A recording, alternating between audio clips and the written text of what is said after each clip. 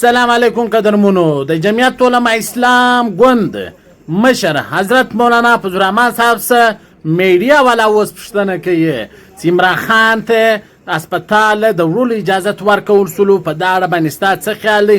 دویم پوښتنه ځین کې د نوي صوبو د جوړولو په اړه باندې ستا څه نظر دی؟ ستا څه خیال دی؟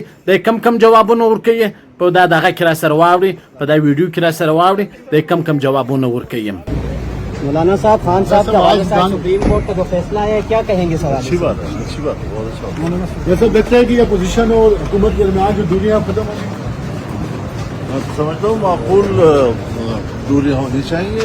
कोई तासुब नफरत और बिलावजह किसी की मुखालफत नहीं, बल्कि अपोजिशन का फर्ज यही है कि वो हुकूमत की कमजोरियों की निशानदेही करे और उसकी इस्लाह की कोशिश करे। मौलाना साहब किस तरह देख रहे हैं इमरान खान को अस्पताल मुंतकिल करने के हवाले से सुप्रीम कोर्ट ने फैसला दिया है, किस तरह देख रहे हैं इसको? अच्छा पहले हो जाना चाहिए।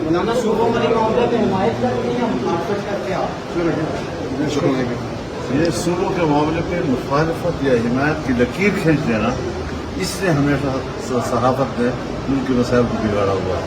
तो डिबेट कर देते हैं, ये मालूम कर लेते हैं कि इसकी उसूली हैसियत क्या है, अमली हैसियत क्या है, माहौल तैयार है नहीं है तैयार, इसको डिबेट में छोड़ देना चाहिए। मुखालफत या हिमायत, ये लकीर जो है पाकिस्तान में हमेशा मसाइल को उलझा देती है। अपोजिशन लीडर से वो कुर्बतें नहीं रही सर जो पहले थी? नहीं मेरे अभी बुजुर्ग है, क्या था यानी कि कुर्बतें दूर तो नहीं, कहीं दूरियां तो गहरी हो गई। बस